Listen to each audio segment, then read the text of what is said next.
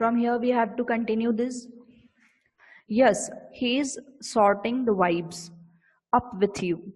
The candle was drawn back and the face disappeared. Oliver, groping his way with one end and having the other firmly grasped by his companion, climbed with much difficulty the dark and broken stairs. अब जिस जगह पे Oliver Jack Dawkins के साथ गया था वहां पे लोग अलग अलग तरह की एक्टिविटीज कर रहे थे. कोई खाना बना रहा था तो कोई झाड़ू पोछा कर रहा है. तो हर इंसान जो था वहां पे अलग अलग एक्टिविटीज कर रहा था. तो वहां पे जब वो ऊपर की तरफ जाता है ओलिवर, तो उसको कुछ दिखाई नहीं देता है. तो एक हाथ से तो वो सहारा, जब स्टेयर्स चढ़ रहा होता है तो एक हाथ से तो वो सहारा ले रहा होता है और दूसरा हाथ जो है वो उसके कंपेनियन ने उसका पकड़ा होता है. और वो वहां पे जब वो चढ़ता है तो इतना ज्यादा अंधेरा होता है और जो स्टेयर्स होती हैं, जो सीढ़ी होती है, वो भी टूटी हुई होती है. He threw open the door of a back room and drew Oliver in after him. फिर वो पीछे से एक दरवाजा खोलता है और वहां पे ओलिवर को अपने साथ खींच के ले जाता है. The walls and ceiling of the room were perfectly black with age and dirt. अब वहां की जो वॉल्स थी और सीलिंग मतलब जो छत थी वो इतनी ज्यादा गंदी हो रही थी और इतनी डर्टी थी, मतलब उनके ऊपर धूल जमी हुई थी उन वॉल्स के ऊपर और उन सीलिंग के ऊपर. बहुत ही ज्यादा गंदी जगह थी वो. In a frying pan which was on the fire, Oliver in after the whole thing. In a frying pan which was on the fire. अब एक फ्राइंग पैन थी जो मतलब गैस पे या फायर पे रखी हुई थी, and which was secured to the mantel shelf by a string. और उसको है ना मतलब फायर पे रख के और उसको है ना ऐसे टांग दिया था जिससे वो सिक्योर्ड रहे और गिरे नहीं. तो ऑब्वियसली गैस तो वहां पे नहीं होगा, बस फायर मतलब उन्होंने आग जलाई हुई थी और उस फ्राइंग पैन को कैसे पकड़े, तो इसलिए उन्होंने उसको ऐसे टांगा हुआ था जिससे वो सिक्योर्ड रहे. To the mantel shelf by a string. Some sausages were cooking. और उस फ्राइंग पैन के अंदर कुछ सॉस उन्होंने डाल रखे थे, कुछ सॉसेस डाल रखे थे जो उसमें पक रहे थे. And standing over them with a toasting fork in his hand was a very old thin ज्यू. और टोस्टिंग फॉर्क लेके, एक टोस्टिंग फोर्क लेके अपने हाथ में एक पर्सन खड़ा था और वो बहुत ही ओल्ड था और थिन था, मतलब बहुत ही ज्यादा एज में था और दुबला पतला सा पर्सन था और उसका नाम था जिव. whose villainous looking and repulsive face was covered by matted red hair. और उसका जो फेस था वो विलेनियस था, मतलब विलन की तरह दिखाई देने वाला उसका लुक था. और रिपल्सिव था वो. रिपल्सिव दैट मीन्स अनएक्सेप्टेबल, मतलब बहुत अजीब सा दिख रहा था. और उसके जो हेयर्स थे वो मैटेड थे. मैटेड मतलब कि पूरे डर्ट में हो रहे थे, पूरे गंदे हो रहे थे. मतलब ऐसा लग रहा था कि जैसे बहुत दिनों से किसी ने अपने बालों को नहीं धोया है और इस वजह से वो धूल में और गंदगी की वजह से चिपक चुके हों, इस तरह के उसके बाल थे. Several rough beds made of old sex were huddled side by side on the floor. और वो जो होते हैं ना बोरे, आपने देखे हैं टाट के जो बोरे होते हैं, है ना, उनको बोला थैले जो होते हैं, उन उनसे उन्होंने बेड बनाया हुआ था. और मतलब हडल्ड मतलब वो एक एक के बाद एक रखे हुए थे. पुट क्लोज टुगेदर, आसपास उन्होंने क्या किया हुआ था, ऐसे बोरों को रखा हुआ था और जिनको उन्होंने अपना बेड बनाया हुआ था. सीटेड राउंड द टेबल वर 4 और 5 बॉयज. फिर एक टेबल बनी हुई थी जिसके आसपास 4 या 5 बॉयज बैठे हुए थे. नन ओल्डर देन जैक, और कोई भी जैक से ज्यादा बड़ा नहीं था. स्मोकिंग लॉन्ग क्ले पाइप्स, और वो लोग क्या कर रहे थे, क्ले पाइप्स दैट मीन्स के वो आते हैं ना जो पहले के टाइम पे आते थे जिससे सिगरेट पी जाती थी, एक बैंगन के शेप का, वो अजीब सा लगता है, उस टाइप की वो जो क्ले पाइप्स थी उससे स्मोकिंग कर रहे थे.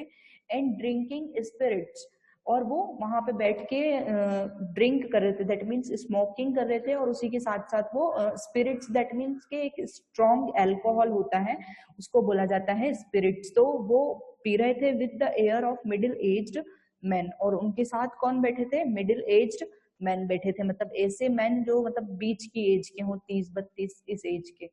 दे is all crowded about their friend as he whispered a few words to the Jew and then turned round and grinned at Oliver. फिर ये लोग सब ओलिवर की तरफ देखते हैं. जैसे ही जीव उसके बारे में कुछ बोलता है तो ये सब लोग टर्न हो जाते हैं और ओलिवर की तरफ देख के और स्माइल करते हैं, बहुत बड़ी सी स्माइल ओलिवर को देते हैं. So did the Jew himself toasting fork in hand, और उसको बहुत ही अच्छी स्माइल जीव भी देता है क्योंकि वो टोस्टिंग मतलब खाना वाना बना रहा है और उसके हाथ में टोस्टिंग फोक है और वो खाना बनाते हुए ओलिवर को एक बहुत ही अच्छी स्माइल देता है। This is him Fagin said Jack Dawkins my friend Oliver Twist. अब जैक डॉकिंस जो है वो अपने फ्रेंड से इंट्रोड्यूस करवाता है कि ये फागिन ये है मेरा फ्रेंड ओलिवर ट्विस्ट। द जीव ग्रेंड। अब फिर से जीव जो है वो अच्छे से हंसता है and making a low obeisance to Oliver took him by the hand and hoped that he should have the honour of his intimate acquaintance. और वो जो है जीव उसको ओलिवर को ऐसा फील करवाना चाहता है कि ये तुम्हारा ही घर है और तुम बहुत अच्छे से यहाँ पे रह सकते हो। मतलब एक होता है ना कि एक रेस्पेक्टफुल वे में उसको ये लोग क्या मोटिवेट कर रहे हैं। मतलब ये लोग हम इनकी आदतों से बता सकते हैं कि कितने गंदे लोग हैं, कितनी गंदी जगह में ये लोग रह रहे हैं। इतनी कम एज में स्मोकिंग कर रहे हैं, ड्रिंकिंग कर रहे हैं और मतलब एज का कुछ है ही नहीं। कोई बहुत ही ज्यादा बूढ़ा है, कोई मिडिल एज है, कोई छोटे छोटे बच्चे हैं। तो आप समझ रहे हो कि ये क्या कर रहे हैं, एक दूसरे को बच्चों को बिगाड़ने, हम बोल सकते हैं कि बच्चों को बिठा के वहां पे बिगाड़ रहे हैं। तो मतलब इनकी जो एक्टिविटीज है वो बिल्कुल भी अच्छी नहीं है। तो जब ओलिवर वहां पे आता है तो उसको सारी चीजें बड़ी अजीब लगती हैं, लेकिन ये लोग स्टार्टिंग में उसको फ्रैंक करना चाहते हैं, उसको इन सारी चीजों की आदत डलवाना चाहते हैं। तो ये जीव जो है वो उसका बैग या जो भी उसकी पोटली थी उसके हाथ में से ले लेता है और ये फील करवाना चाहता है कि जैसे कि तुम्हारा ही घर है और तुम यहाँ पे रह सकते हो। Upon this the young gentleman with the pipes came round him. अब कुछ जेंटलमैन जो थे जिनके हाथ में वो सिगरेट वाला जो पाइप था वो लेके फूकते हुए आते हैं और ओलिवर के आसपास घूमते हैं एंड शोक both his hands very hard specially the one in which he held his little bundle. और वो उसका मतलब उसकी थोड़ी छेड़खानियां भी करते हैं, उसके बंडल वगैरह उससे छीनने की कोशिश करते हैं। One young gentleman was very anxious to hang up his cap for him. और एक जो वहां पे जेंटलमैन खड़ा था वो बहुत ज्यादा एंशियस था, वो चाह रहा था कि ओलिवर ने जो कैप पहनी हुई है वो लेना चाह रहा था कि ये कैप मैं ले लूं, मैं लगा लूं अपने सिर पे। And another was so obliging as to put his hand in his pocket. दूसरा वाला जेंटलमैन जो था वो चाह रहा था कि ओलिवर के पॉकेट में हाथ डाल के वो देखना चाह रहा था कि इसके पॉकेट्स में क्या है। तो हो सकता है ये लोग चोर हों, चोरी करते हो, तभी ये उसकी चीजों पे इस तरह से नजरें डाल रहे थे। In order that as he was very tired. अब क्योंकि हमें पता है कि ओलिवर जो है पिछले 7 दिनों से चल रहा था, कंटिन्यूअसली चले जा रहा था, तो उसकी शक्ल से दिखाई दे रहा था कि वो बहुत ज्यादा टायर्ड था। He might not have the trouble of emptying them. और उसकी शक्ल से ऐसा लग रहा था कि उसके पॉकेट्स जो है वो भरे हुए हैं, लेकिन वो इतना थक चुका है कि उन पॉकेट्स को वो खाली भी नहीं कर पा रहा है। when he went to might trouble of emptying them himself when he went to bed. These civilities would probably be extended much farther but for a liberal exercise of the Jews toasting fork on the heads and shoulders of the affectionate youth who offered them.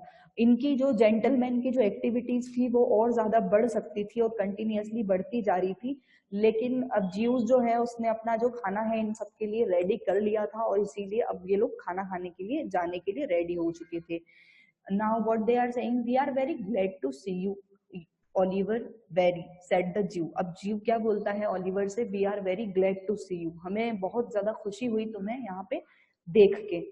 Jack take off the sausages and drew a tub near the fire for Oliver. अब Jack जो है take off the sausages मतलब वो जो खाना उन्होंने बनाया है वो एक डिश में लेता है। And drew a tub near the fire for Oliver. और वो एक आग जो जल रही होती है उसी के पास एक टब लगाता है उसके ओलिवर के लिए। You are staring at the pocket hanker chiefs.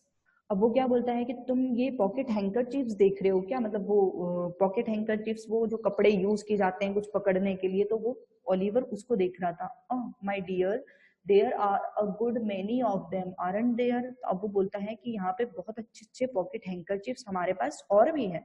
We haven't we have just looked them out ready for the wash that's all Oliver that's all.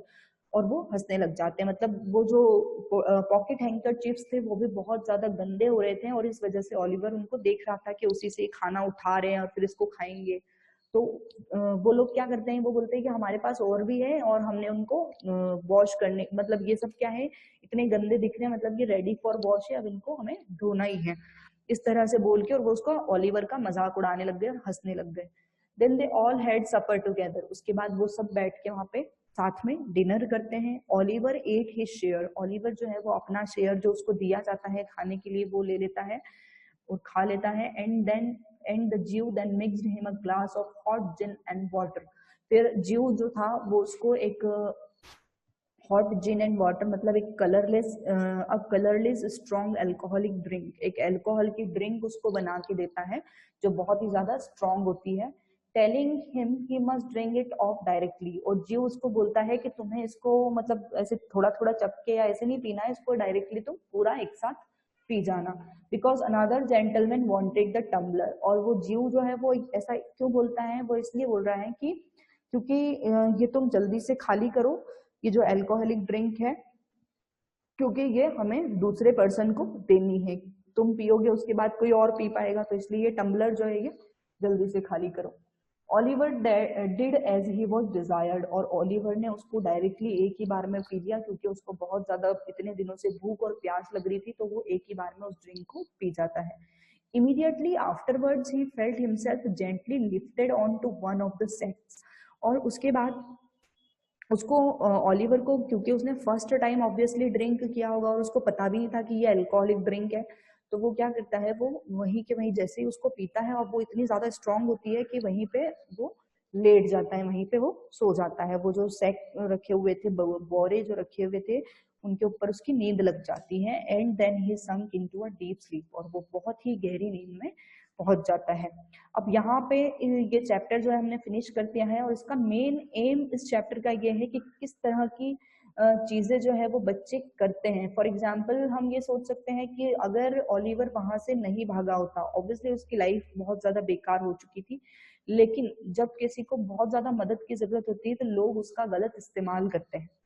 जैसे ऑलिवर को देख के जैक डॉकिंस को पता चल गया होगा कि ये एक बहुत ही जरूरतमंद बच्चा है और इसको बहुत सारी चीजों की नीड है, लेकिन ये खुद से पूरा नहीं कर सकता, तो मैं इसको कुछ भी गलत बोल के और अपने साथ ले जाता हूँ, और फिर मे भी पॉसिबल कि जो कुछ भी ऑलिवर के पास था वो, क्योंकि उसकी बहुत गहरी नींद लग गई थी और अलग अलग आदमियों की नजर तो थी उसकी कैप पे, उसके पॉकेट में क्या है, उसकी पोटली में क्या है, तो वो सब उन्होंने ले लिया होगा। या फिर हो सकता है कि उन्होंने ऑलिवर को भी अपने साथ साथ गलत कामों में इन्वॉल्व करना स्टार्ट कर दिया होगा, क्योंकि हमें ये तब से ही पता चल जाता है जब वो जैक डॉकिंस जो है वो उसको लंदन ले जा रहा है, तो वो कैसे ले जाता है, छुपते छुपाते ले जाता है। मतलब वो बोलता है कि हम रात को लंदन जाएंगे, तो obviously they must have done some kind of crimes, इन लोगों ने कुछ क्राइम किए होंगे तभी ये दिन में नहीं जा रहे थे और रात को गए।